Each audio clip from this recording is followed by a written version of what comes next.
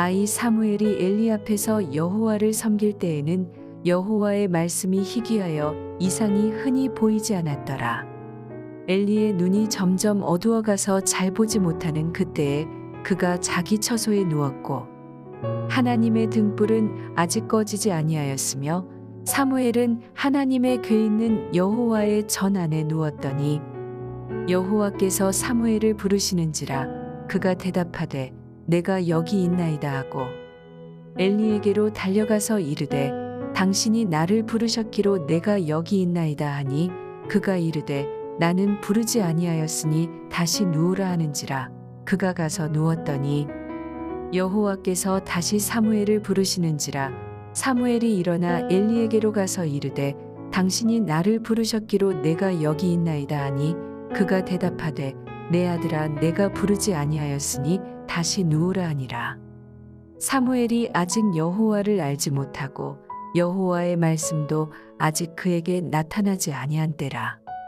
여호와께서 세 번째 사무엘을 부르시는지라 그가 일어나 엘리에게로 가서 이르되 당신이 나를 부르셨기로 내가 여기 있나이다 하니 엘리가 여호와께서 이 아이를 부르신 줄을 깨닫고 엘리가 사무엘에게 이르되 가서 누웠다가 그가 너를 부르시거든 내가 말하기를 여호와여 말씀하옵소서 주의 종이 듣겠나이다 하라 하니 이에 사무엘이 가서 자기 처소에 누우니라. 여호와께서 임하여 서서 전과 같이 사무엘아 사무엘아 부르시는지라 사무엘이 이르되 말씀하옵소서 주의 종이 듣겠나이다 하니 여호와께서 사무엘에게 이르시되 보라 내가 이스라엘 중에 한 일을 행하리니 그것을 듣는 자마다 두 귀가 울리리라. 내가 엘리의 집에 대하여 말한 것을 처음부터 끝까지 그날에 그에게 다 이루리라. 내가 그의 집을 영원토록 심판하겠다고 그에게 말한 것은 그가 아는 죄악 때문이니 이는 그가 자기의 아들들이 저주를 자청하되 금하지 아니하였음이니라. 그러므로 내가 엘리의 집에 대하여 맹세하기를 엘리 집의 죄악은 제물로나 예물로나 영원히 속죄함을 받지 못하리라 하였노라 하셨더라. 1월 27일 금요 새벽 큐티입니다. 오늘 하루도 주님의 크신 은혜가 넘치기를 바랍니다.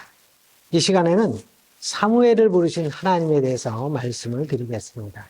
오늘 말씀은 어린 사무엘이 하나님께 부름받은 내용입니다. 1절 보면 아이 사무엘이 엘리 앞에서 여호와를 섬길 때에는 여호와의 말씀이 희귀하여 이상이 흔히 보이지 않았더라고 했습니다.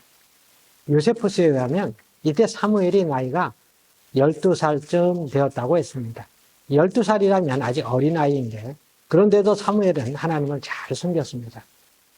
2장 18절에 보면 사무엘은 어렸을 때 세마포 에봇을 입고 여호와 앞에서 섬겼더라고 했습니다. 에봇은 제사장들만이 입는 옷으로 사무엘은 어렸을 때부터 엘리 제사장을 도와 성소에서 봉사를 한 것입니다. 이렇게 사무엘은 어릴 때부터 하나님의 집에서 하나님께 예배드리며 하나님을 섬기면서 자랐습니다. 반면에 엘리 제사장은 어떠했습니까? 2절에 보면 엘리의 눈이 어두워 잘 보지 못하였다고 했습니다. 이것은 육신의 눈만 어두웠다는 것이 아닙니다. 영의 눈도 어두워서 잘 보지를 못했다는 것입니다. 지금 엘리 시대는 사사시대의 말기입니다. 사사시대가 어떠한 시대입니까? 영적으로나 도덕적으로 매우 타락한 시대입니다. 사사시대를 한마디로 표현해주는 말이 있습니다. 사사기 21장 25절 말씀입니다. 그때 이스라엘에 왕이 없으므로 사람이 각기 자기의 소견에 옳은 대로 행하였더라. 하나님의 뜻과는 상관없이 그저 자기 좋은 대로만 행했다는 것입니다. 오늘날 현대인들의 특징도 무엇입니까? 사사시대의 사람들처럼 자기의 소견에 옳은 대로 살아가는 것입니다. 그러나 성경은 자기 생각에 옳은 대로 행하는 것을 잘못이라고 말합니다. 성경 말씀보다 자기 생각을 옳다고 여기고 사는 것은 불신앙이요 교만이 아닐 수가 없는 것입니다. 우리가 하나님의 말씀대로 살고 하나님의 뜻을 쫓으려면 내 생각이나 내 경험을 내려놓아야 합니다. 옛 어른들이 말하기를 사람이 망할 때는 귀부터 망한다고 했습니다. 듣는 귀가 닫혀 있어서 하나님의 말씀을 들을 수 없다면 그 자체가 이미 하나님의 심판인 것입니다. 바로 엘리 당시 이스라엘의 영적 상태가 그러한 것인데 그것이 너무나 심각했다는 것입니다. 1절에서 무엇이라고 말씀하고 있습니까? 여호와의 말씀이 희귀하여 이상이 흔히 보이지 않았더라. 한마디로 하나님의 말씀이 끊어졌다는 것입니다. 종교적으로 암흑 시대를 의미합니다. 세상에서 가장 무서운 벌 가운데 하나가 침묵입니다. 예를 들어서 부모님이나 선생님이 내가 잘못을 했는데도 혼을 내거나 또 매를 들어야 함에도 아무런 말이 없다면 그것처럼 심각한 상황은 없는 것입니다. 특히 하나님의 침묵은 심히 두려운 것입니다. 오늘 이스라엘 백성들은 종교적 도덕적 타락으로 인해 하나님께서 침묵하신 것입니다. 그래서 말씀이 희귀한 시대는 비극적인 시대가 아닐 수 없습니다. 그나마 오늘 다행인 것은 3절에 보면 하나님의 등불이 아직 꺼지지 아니했다고 했습니다. 어둡고 캄캄한 시대 상황 속에서 한 줄기 희망의 불빛이 꺼지지 않고 있었다는 것인데 바로 하나님께서 사무엘을 예비하신 것을 말합니다. 어느 날 성소의 모든 일이 끝나고 엘리와 사무엘은 각각 자기 자신들의 잠자리에 들었습니다. 그런데 우리가 주목할 것은 두 사람의 처소에 대한 성경의 묘사가 다르다는 것입니다. 엘리는 단순히 자기 처소에 누웠으나 사무엘은 여호와의 전 안에 누웠다고 했습니다. 이것을 보더라도 사무엘은 하나님을 늘 가까이 하였던 것을 볼 수 있습니다. 이제 여호와의 전 안에 누워있던 사무엘은 한밤중에 자기를 부르는 소리를 듣게 됩니다. 사무엘은 당연히 제사장인 엘리가 부르는 소리라고 생각했습니다.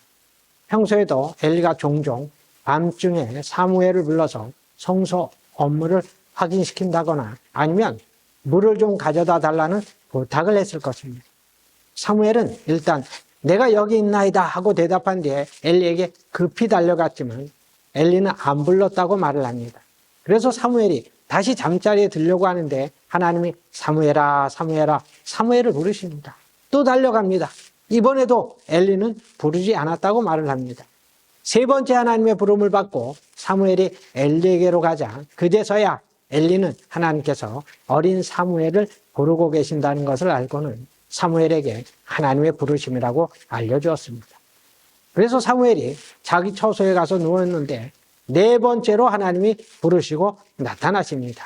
10절을 보면 여호와께서 임하여 서서 전과 같이 사무엘아 사무엘아 부르시는지라 사무엘이 이르되 말씀하옵소서 주의 종이 듣겠나이다 라고 말을 합니다.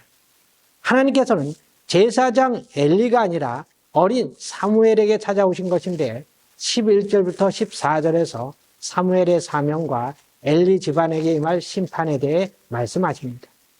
여기서 우리가 기억해야 될 것은 하나님의 일은 직분이나 신앙의 연수나 재능에 달려있는 것이 아니라는 것입니다. 하나님을 전심으로 찾고 섬기는 사람에게 하나님께서 맡기신다는 것입니다. 바로 사무엘이 좋은 예입니다. 오늘 사무엘은 어둠이 가득한 시대 속에서도 어려서부터 하나님을 잘 섬겼습니다. 영적 암흑 시대였지만 신실한 사무엘을 통해 한 줄기 희망의 불빛은 꺼지지 않았던 것입니다. 하나님께서 사무엘에게 나타나 이스라엘을 구원할 사명을 맡기신 것입니다. 오늘도 하나님께서는 하나님의 일을 감당할 신실한 믿음의 자녀들을 찾고 계십니다. 사무엘같이 하나님을 경외하는 성도들을 부르사 주의 거룩한 사역을 맡기신다는 것을 기억하여 어둠 속에서도 별과 같이 빛나는 믿음의 성도들이 다 되시기를 바랍니다.